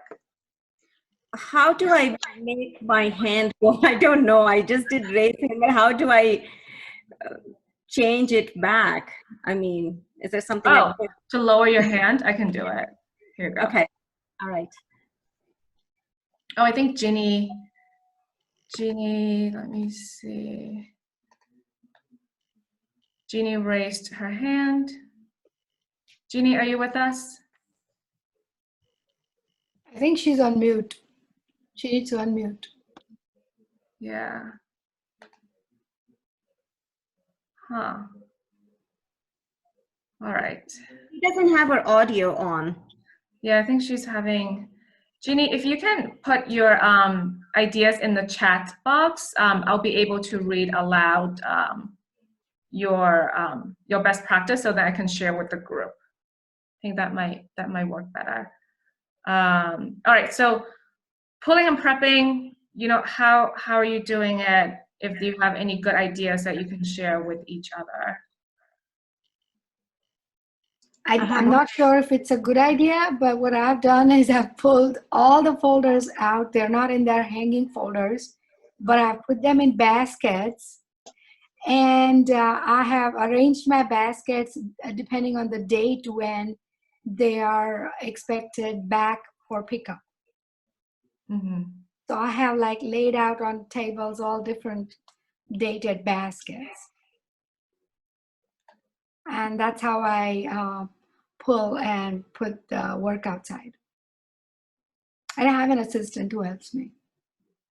Thank you, Sarama. Anybody do something different or similar? Yes. No, I have an assistant who pulls the work, and we do once in 15 days, like every 2 weeks, we do a Saturday pick up and drop off the worksheets. So she prepares all the work, and we label them with sticky notes with the students and the siblings together, and we put in the waiting room on the chairs, and we give time slots for the parents to come and pick up, and there is a separate basket for them to drop off the worksheets. And yeah, we grade all the worksheets, and the assistant who pulls and traps, the other time she does the data entry and grading. So we does it, so her 15 days, every time 15 days. Thank you. So as for me, oh, Leslie, please call me Terry. That's sorry. my formal name. Yeah. So I'm actually in the process. I'm going to be mailing my worksheets tomorrow. So what I do is, so far I have been the one pulling. So as you can see in the back here, I took out all the record books. So I brought them all home and I'm planning here. And then this is the next 15 days. So I mail them like this and put them in an envelope. And then I have stickers. And the postage is paid already. And then I just drop them off at UPS. Sometimes there's a parent who's saying, do you want me to drop off their work? A lot of my parents are home grading, by the way. So they tell me how the students are progressing. So they say, oh, can we drop off? So if I take that opportunity because I want to save on postage. So I say, since you're dropping off, you can pick up. So there's several who do that, but some don't really want to come and pick up and wait for it in the mail, kind of. So that's the process going on now. Last month, what I did was a whole month of April. That was crazy planning and pulling and dating. So I said in May, I would just do, 2 weeks at a time. And I'm going to be involving my assistants because most of my assistants are high schoolers. So their parents don't want them going out of the house. And then I have 2 moms who are, I thought I could ask help from, but the other one has 2 kids who's doing Zoom here and there. So she said she's so busy, she can't cope. So, and then the other one is kind of protecting herself because of her dad who's elderly. So I have not had a chance to have an assistant help me. Hopefully in the coming week, it'll be better because it's really hard to do it all yourself. Yeah. Yeah. Thank you, Terry. I can share quickly what I have done is I put a little sticker on the vinyl like this on the top, because the only problem I'm having is to remember which student is coming back to pick the work the next time. So we put a little sticker right here, and with a pencil we put like, this kid has worked on May 14th. Some are Monday to Monday, some are Thursday to Thursday. So what we do is we just change with a pencil the date. So on May 14th, and when we give them the next time work, we will know when the work will be due the next time. So, I mean, some instructors are doing it on a basket. We have put on the vinyl that helps us know that when is the work due next time. And we are pulling and dating like other instructors. So the process is the same. Thank you, Lena. That's so cool. Just that very simple sticker, just to help yourselves organized, when is the next time for the student to pick up. Let me ask you a little bit more about assistants. So some of you mentioned that you are having the assistants work with your EL students in a separate room, in a breakout room. How are you then getting the feedback from the assistants, or how are you exchanging your expectations and feedback with the assistants so you know whether or not the early learner student is developing as you expected? Okay, so since I'm doing one-to-one, offering only once a week, so I have only one EL assistant and myself, and we're doing Tuesdays and Fridays. So I take one student in the main classroom, and she takes one in the breakout room, and we are able to cover all the students like that. So I rotate, so I get to work with pretty much all the students, because if I have not worked with any kid this week, then I will work the next week. That really helps me with lesson planning. And my assistant, Friday night, she sends me a report. of all the students that she has worked for that week. So she sends with the worksheet number, the student's name, and she gives me feedback on work skills, and whether the number of pages were right, and how long it took, and where the student find the worksheet hard, and stuff like that. So she gives me really good points on every student. So she sends me a report Friday night. But as I said that with early learners, since I have Monday, Thursday class, I'm doing early learners on Tuesdays and Fridays, and I'm not doing orientation during that time. So I'm taking a student and she's taking a student, and we're offering once a week. So it's 1-to-1. And parents love that because I get to talk to them. And I'm rotating. So if I'm working with, say, Dominic this week, and my assistant can work with Dominic next week. So I get to talk to pretty much all the EL parents that way. So we rotate. Thank you, Lena. Anybody else do something similar or different with their assistant feedback? Well, we both keep a small pad with us. So when we begin the lesson, we first ask each child, I mean, even on my main classroom, what they're going to do today. So, and we note down. So we keep a log of what each child did, even their time and their accuracy and everything. She does that too. So at the end of the day, she brings her notes to me. And so that way, when I'm doing the data entry, I refer to the log. And we also give out work for 2 weeks. So it's not always that the kids follow the order. We put the dates on them. So we expect them to and want them to follow that order, but the children don't necessarily follow that. Right. So it's always good to ask them what they're going to do. And that way I'm prepared also, even in terms of help or in terms of log and data entry, because currently I'm doing all the data entry. I only have one assistant. The others are younger. Their parents are not comfortable letting them work under the circumstances. So that's what we follow. But I feel pretty good about the upkeep of the classroom situation and what they're doing. Thank you, Sarama. So I know that you have your assistants physically in the center with you. So keeping that small pad is going to help your communication with them during class. Yes. Anybody else have any ideas or best practice to share about their assistants? Do you have them working longer hours now that, you know, your class schedule may have changed? I'm trying to stay with the timings that because I've kept my same timings, class timings. So I try to stick to the time. The regular class times. Yeah. Can I ask the other instructors, how do you guys schedule the center days, like early learners? Do you guys use a Calendly, or everybody comes in the same time, or how do you guys do it? I have done Monday, Thursday between 3 and 7. They join in anytime, not the early learners, the main classroom. The main classroom kids, Monday, Thursday, join anytime between 3 and 7, and we have breakout rooms with assistants.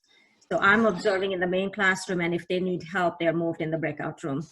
Tuesday, Friday is my early learners, and same meeting ID password, but I have done a on the paper myself. I'm not using Calendly, because when I used Calendly the first week for tryout, Calendly creates a different link, and parents have to go and schedule every time. And I realized that in a long run, so for Tuesday, Friday, I made a phone call and made my own schedule on the paper, and it stays the same. So if on Tuesday, if Kate is attending 3:30, then every Tuesday, Kate is attending at 3:30. So it's the same schedule for Tuesday, Friday from 3 to 7, and we are doing 1-to-1 EL. And the meeting ID and password the same. I'm not changing the link or anything for Monday, Thursday, as well as Tuesday, Friday. I'm using the same meeting ID and password. Is that too chaos if everybody comes in at the same time? The main classroom, if I get students, I have had students about 15 to 20 at a time, where they're all on mute mute in the main classroom, and when they raise hand, I unmute and talk to them. And if they have a specific question where I think I can quickly help, I help them right away. But if I think that it's a level I student needs a little more guidance, I move them with my math assistant in the breakout room. And the rest of the work is completed there because the student don't have to go back and forth. Thank you, Lena. Yeah, I follow something very similar because my kids, but I divide them up in 2 sessions. So if I'm open from 3 to 6, I have half of them who are invited to come at 3 and the other half at 4:30. And if the 4:30 people came at 3, it's not an issue. I'm still okay with the classroom situation. Like she said, like Lena said, I open up more than needed breakout rooms. So in case I need one, it's there. If there's a test to be graded, if there is something specific, then I can move myself and the child into a different breakout room. And the others are on mute and they know I'll be back. So it doesn't create a mess, in my opinion and experience, even though there are several children working at the same time. So another question. Oh, okay. Okay. You can go first. Thank you. For student who's taking the achievement test, do you guys do it main class same day, or do you guys do a different day with the one-on-one session? I do it in the same class. I put the date on when I give it to them also. So they're supposed to come on the Zoom lesson, even though it's not their normal day, they come on that day. As for the link, I send it to them. Otherwise, I've created links for all 3 of my class days. And so I just send them that link and they come on, they open it, I staple my test. So they unstaple and then they tell me their start time, finish time. And we go to the breakout room. Sometimes if it's an easier test, if it's like A1, 2A, we have them read the answers right away. They even spell right away and we grade them. And then they return when they're returning the homework. Thank you. Mm-hmm. Thank you, Terry. I have a question and a comment. Surama just reminded me of it. My question is, how many breakout rooms is possible or allowed in a Zoom session? That's one of my questions. I think it's 50 breakout rooms. Oh my gosh. That's what we heard last time, yeah. It's quite a lot. I open up 4 or 5 and I'm always fine with that many. Oh, wow. Okay, and then my other one is a sharing. Actually, it's Surama reminded me. Sometimes at the start, when I was going to start with the Zoom, I told the students what's going to happen. And one of the things is I said, we might be grading your work. We might be grading your achievement test together. We might be grading your classwork together. That is one thing they truly, truly enjoy. Because it's been their dream to be able to put a circle. And then some of them even know, like, okay, my score is 100 for this page. My score is 100 for this page. They enjoy grading their own work. Yeah. Yeah, I agree. They like it. They don't mind it. Actually, Zoom's working pretty well. I'm afraid they're going to want to Zoom even after the crisis is over. Yeah. They're probably going to say, oh, can I not go to the center today? Can we just have a Zoom? Yeah, can we have a Zoom instead? I mean, talking about they will want Zoom is that I'm thinking about doing the transition whenever I'm ready to start the in-center classes. Since first day is my main classroom, I'm thinking of keeping one day on Zoom and one day start as in-center. So that way, whoever is not comfortable coming to the class can stay on Zoom. Whenever I'm ready, I'm not sure when it will be. So, and EL, I can always keep them longer on Zoom Fridays, because I feel like they cannot make the switch right away from Zoom to in-center. Yeah, I agree. I was thinking along these lines too, but But I don't know. I was going to wait till the crisis is over to bring this I mean, up. it's just I'm thinking out loud here. Yeah, me too.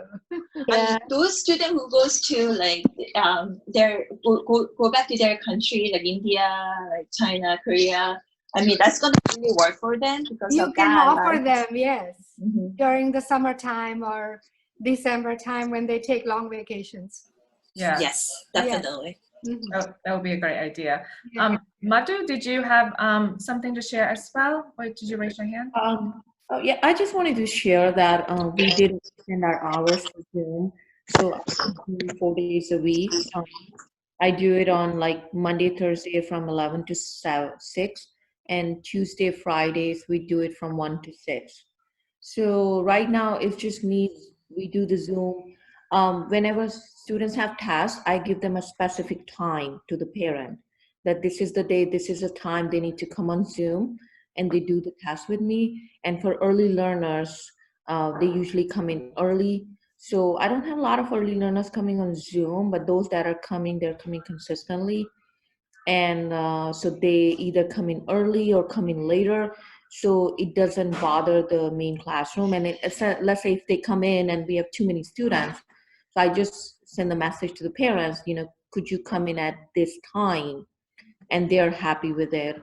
So working more hours, giving more flexibility to parents has been really, they appreciate it, because then we're not, I'm not bombarded. I don't have any assistant who's doing the Zoom with me so far because my assistant didn't want to come.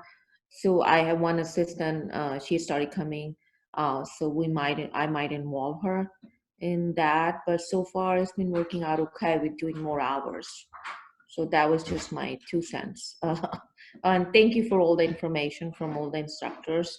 It's been really, it's been a hard time for, I think, difficult time for parents, for us, for kids. I know kids are bored at home, so when they come in, they want to chat with you. But my only concern is, sometimes some parents, because they live in apartments and parents are working, they are on call. It's just so much. Some parents, there's a lot of background noise, so that was the only drawback. But you can mute them. Yeah, but like if it's an early learner student, I want to hear the student, and I want, if it's a reading student, I want to hear the reading student, how they're reading, and I want to model for them. So and it's not too many, just a few, and I can't blame them. They live in an apartment, they don't have a lot of space, so that was the only concern, Other than that, I love you. Sorry to say that.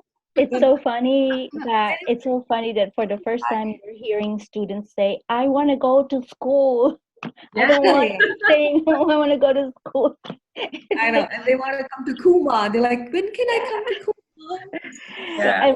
I always do my Zoom here in my basement, and then yesterday I did some in the center, and one student said, "Miss Terry, you're in Kumon.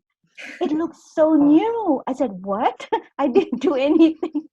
They missed the center. Yeah, I set up the center, with tables like maybe 8 feet away from each other. So I wanted to see how the layout is going to be and how many students I can have if they're willing to come. And so that student said, "Why does the Kumon Center look so new?" So fun. Oh, just wanted to share that I always do Zoom from my center. I live close to my center. Me too. No interruption, nothing, so I prefer to go to Kumon, do the planning and everything. And all the material. It's just that my internet there. Yeah, it's just that my internet there is not as good as here at home. So that's why I do it here. And I don't have the interruptions here too. So I also plan to continue at least through mid-May. That's what I've informed my parents, that we will continue doing Zoom lessons through mid-May for sure, and you will be notified when we are ready to resume. Yeah. A regular in-class. Our reopening kit will take almost 4 weeks. 4 weeks. Yeah, so Yeah, the PPE would take 4 weeks. Yeah. So we shouldn't open until we receive all that.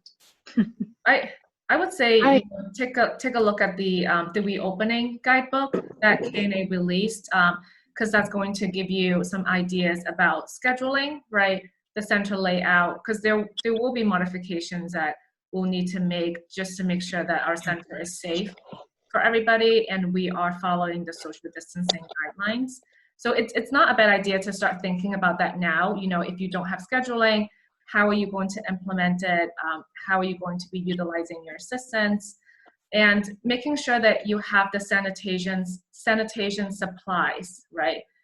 Do you have the masks, the hand sanitizer, the wipes, the gloves? Just making sure that you have those supplies available. So when you are reopening, you can communicate to the parents that, you know, I have all these systems in place. So please feel safe to come back to the center because we'll be sanitizing, you know, every, you know, whatever hours, and making sure that they understand that you are taking their safety and health as your priority when they come back to the center, because I think that's going to ease their fear to come back because we are dealing with children and, you know, we want to make sure that when they come into your centers, they feel safe and, you know, they can trust your center.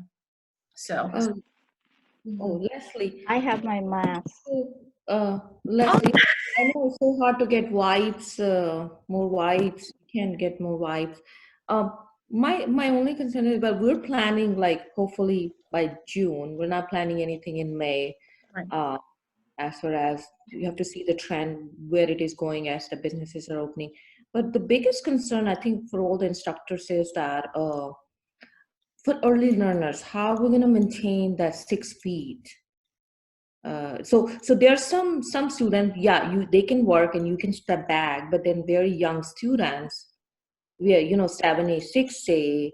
So, and are we going to get some email to that effect? Can we get some email right now that we can send it out to the parents? What is KNA planning? What are we planning? So for future. I know for ELPI, in terms of layout for ELPI, there is some suggestions in the reopening guidebook in terms of I saw that. Yeah, the assistant standing on the side of the table and like taking the students out. That's not 6 feet away from the child. That's probably just 3 to 4 feet away. Yeah. So I mean, it's not anything that we have solidified at this point. So it's something that we're going to have to keep thinking and keep talking to you to figure out the best way to do it for your center and your layout. So that's going to be, you know, an ongoing conversation that we'll have with each of you. What about 2 tables instead of 1 table between the assistant and student? Yeah, That would create. Yeah, I did that. I put 2 tables, but that's still not That's 6 still not 6 feet. Yeah. So you mean 2 tables between you Assistant and the so student. is that 3 tables? Then that would be 6 feet, I think. But then, you know, it's hard to see. It's, But yeah, there's no space. it's better to Zoom. I have an idea. And then I have you'll already be so idea. loud. All right, I think Yukari has an idea. Yes, I already ordered like a month ago. First, I have a temperature can instantly without touching. Like right now, is hospital doing. I always check for temperature, and then some kind of guideline submit by parents. You have some kind of very brief question, and then keeping track. Then let them inviting in. Then let's wear to the kids side of the mask. Because mostly I already researched the cause of the spread out is mostly that's kind of had the cut. So both of them wear the mask like at least 70-80% is cut. And also I have idea to build in like plastic transparent and like a curtain. We can make it a very simple sound and then just put it in there. And then we can intact. Also, we can see that. And then we have sanitize. So only most important touch, spread. That's it. So if before that or after that, we have enough sanitization kits. And each time if student come, we sanitize the table. I think it's work. Thank you, Yukari. It's just like in the supermarket, right? The Yeah. cashiers begin to have the plastic They shield. have a plastic shield. So that can be a good idea also. can get We are going to meet with you again about the discussions about reopening. So stay tuned for the next discussion that we'll have with you about reopening. Let's move on to home study situation, because we want to understand how you're training your parents and communicating with the parents to support their students. So the first question I have for you, how many of you are doing home grading with the parents? I am too. You are? Not 100%, not 100%, some of you, but a lot of them are. Some of you are not, some of you are. So for those of you who are not having your parents home grade, how are you encouraging them to home grade, or are you grading all the worksheets when they come back to you? I'm not encouraged because I have a 30 years experience and there are so many it's negative things a lot. And this kind of issue, even 20 years ago in Kumono's Canada, there's some area, some kind of a term, they're encouraged to, even Japan, encouraged to the home grading. There are more instructional way because we are very impossible to train to the parents, different background, everything. So even in Japan now it's mostly 100%. It's not allowed to the home grading. But like they have a distance, like 2 weeks we cannot see, like this kind of situation, or summertime. Those are okay to be temporary, but the basic one we are not allowed to because of that's why I have a lot of issue and easy to train for children, but it's very difficult. So some of our very advanced students train very free independently. I ask you to self-grading, depends on how level they are. I think most veteran instructors know about if children already smoothly move up to F level above, they are very candidate, or even D, if children constantly 5 pages a day, children can do it. But whatever the reason, only some reducing 2 or 3 pages, then now they can do by themselves. That's kind of student I'm not recommend to the self-grading. But I think if I have enough basic skill, especially mathematics area, students like to check the result immediately. So case by case, but daily standard, I think better to somebody already keep eye on, because my assistant, I train to the even lower level, what I'm looking for. Even 2A, I ask it to, if number writing is not correct, I ask it no, even to the credit.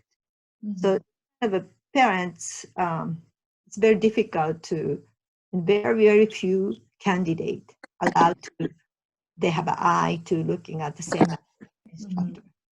Thank you, Yukari. Yes, parent training is so important so then they can do home grading correctly and the way that we want them to.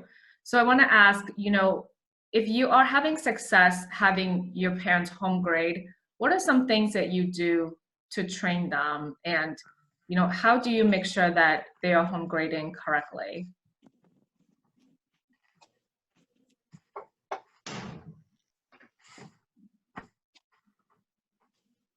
I think the best candidates for home grading are parents who show initiative in the first place. I have some parents who ask, do I grade the work? So if they ask that, or something like, can you lend me out the answer books? Then if they do that, I have a clear idea that they're really motivated to home grade, and then I train them. There are some parents who just cannot grade from back to front like the way we used to. So I just let them grade from front to back, it doesn't really matter at this point. There are some things that you have to let go at this point, you know, those that are not really vital. And then some of them really cannot grade. So those I asked to bring back to the center. And I have some higher students who have checked out solution books too. So they're self-grading, they're very responsible. So those are the ones that I allow to have the solution books. Yes, I also have some do self-grading and they have solution books. But normally after a while, you know whether your student is doing a fairly honest job or not. So I base, and based on what you see in the class in front of you, you can tell whether your student is misusing or is using the self-grading as a proper tool. Because sometimes it is even helpful when they self-grade. They're quicker in terms of doing their corrections, figuring out from based on answers where they went wrong. So it's very individual, but I'm okay with that. Hi. Some of my older students, so when they finish their work on Zoom, I make them grade in front, right there. So because some parents are busy, so they can't grade. So older kids, you know, they, as soon as they finish their session, they grade it, they tell me what they missed, and then they go back and fix it. But we always had home grading when I opened this center. We always promoted home grading. So, but we do know 20% of our parents, they just cannot grade. They just cannot grade. So there are exceptions. So, but we always go over all the things with work, always have. And you can pinpoint, like how Surama said, that you can tell, you know, how they're grading or not grading. We go back and then, so grading had been okay for, you know, since then, because like we're planning to give the 1 month work for May. High level students are taking 2 weeks work, but the younger kids, they are taking 1 month work because parents are just scared to come out and they don't want to get out since the businesses are open. So, which is fine, you know. So those parents who are not able to remember or cannot follow it, so we go back and, you know, we have been like every week going back and checking with them how it's going, what they're doing. So kind of, you know, kind of have like a feedback, so they don't think that they're left alone. So Thank you so much for sharing. So as you have your parents' home grade, what systems do you have in place for them to report back to you, the scores or the times? How do you do that? They put their scores like we do. Okay. That's how we train them. So that's how we first show them that they're supposed to put the original scores, not after corrections. Yeah, so far I've been the same thing. They put the scores on top, and then I told them to position the worksheets like a ladder, and then they take a picture. But then I was interested with one of the slides that showed like a record sheet for the Kumon to go. Yes. Yeah, I do want to know more about that. And then that's a separate training again for parents, you know, telling them how to score. But I think they'll be able to get it. It's better than, you know, lining up the worksheets that way. Yeah, it's like, it keeps everything very organized, because the more simple we can make for the parents, the more I think they'll follow. So that is certainly a good tool to start using. So where is that exactly? Can we print that out? do you have CMS standard, Terry? Yeah. You have homework organizer. Oh, but that's only for a week, isn't it? You have homework organizer. You can put it like vacation. Oh, it can be for more than a week? Yeah. So when you can print for the whole month or 1 week or 2 weeks. So when you give them their work, you can print the homework organizer for them. For KS Lite, we don't have that. For the CMS Basic, we don't have that. But for CMS Standard people, we have advantage. You can just print it all once you plan. I think you can put in there, I don't know. I think I saw that. Yeah, you can just print it from your, and it will print the worksheet number and everything. So they just have to put in their time and score, because if you take the other sheet, you have to handwrite the worksheet that they're doing. So you don't even need that. You can just print homework organizer for CMS Standard. Okay. Yeah, and then you can staple it for them on the first set, or otherwise they're gonna lose it. I used to do that whenever we gave vacation work for CMS Standard. Means I don't have that right now, so we have to use the other tool. Okay. And I would say when I had record books also. So what I was doing is I would open up the scorecard page of the record book, and then I would just make a photocopy of the record book, because then the time and the scores are blank, and the parents can see. So that particular, we can share that. We can photocopy that, a record book. It's not part of like copyrighted or anything. I don't think the record book, the inside of the record book is copyrighted, Stacy. Yeah, I believe so. But let's check. Yeah. I don't want to You be can- photocopying something that they're not. No, you can print the scorecard entry. You can put the dates for 2 months. You can print the scorecard data entry. Can you and you can remove? send it with the parents. Yeah. Can you remove the worksheet number from that homework organizer? It's not the homework organizer I'm talking. I'm talking about the Homework. scorecard. Where you enter your scores, the scorecard entry screen, you can print it. You have the option of print. Where is that? Okay. So you print it and send it. Yeah, Where is yeah. that? Where can I find that scorecard entry? Carrie, I can send you that sheet, that the one they showed. I can email you that one. Okay, thanks. Yeah, but what they showed, is that not going to be, because it's a part of the PowerPoint today, right? Will we not get it? We will be getting it, right? You will be getting the PowerPoint today, yes. Yeah, so then okay. that will have it. Okay. You can go on. CMS Basic or Standard? Great. Teddy, are you on CMS Basic or CMS Standard? Standard. Okay, then yeah, you have the data entry. Yeah, it's a part of your data entry. Yeah, I was just going to add one more point to the grading here, that whenever I used to do parent conferences face-to-face, and when I talk about the importance of corrections to the parents, especially when I'm encouraging them to do home grading so they can do corrections, especially those math students, I am seeing those parents now understanding the importance of corrections while we are on Zoom, because they grade the packets and they do the corrections at home. And if the student cannot get the answer right, they circle that problem and make sure that student attends Zoom so they can get the help. So I think once parent understands why we are asking them to grade, it's not just to help us do the data entry, because that's one of the reasons we are asking them to do grading, but also it's the corrections. Once they understand, they really support us. Because when they know that the grading is helping the student, not just us.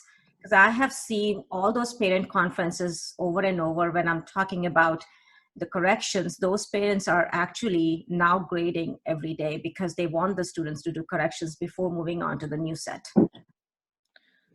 Thank you, Lena. I think that's such an important point, because parents need to understand that they're not doing the grading for our benefit, right? We're not trying to use them as an assistant, but really, if their student is able to make their corrections before starting the next day, they don't make the same mistakes over and over again. So they need to understand the why. And they are utilizing Zoom to get help on those problems where they get stuck. So they are really understanding the benefit of grading now than ever. Yeah.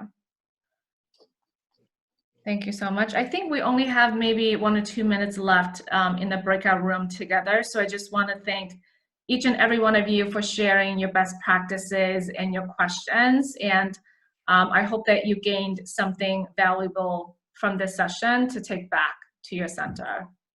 Thank you. Thanks to everybody. Thank you. Thank you. Thank you. Thank you. Are we done? Are we supposed to leave breakout room or? No, they'll switch So us. it says that there's 1 minute. 두 명밖에 안 한다고요? 제가 그냥 하려고요. 제가 해보고 다시 물어볼게요. 아줌마들. Oh, there's 1 minute left in the room together, so you on the main? You can leave. So on the lower right corner, you can see leave breakout room. So you can click on that, and that's going to take us back to the main room, and then we'll do a group sharing with everybody.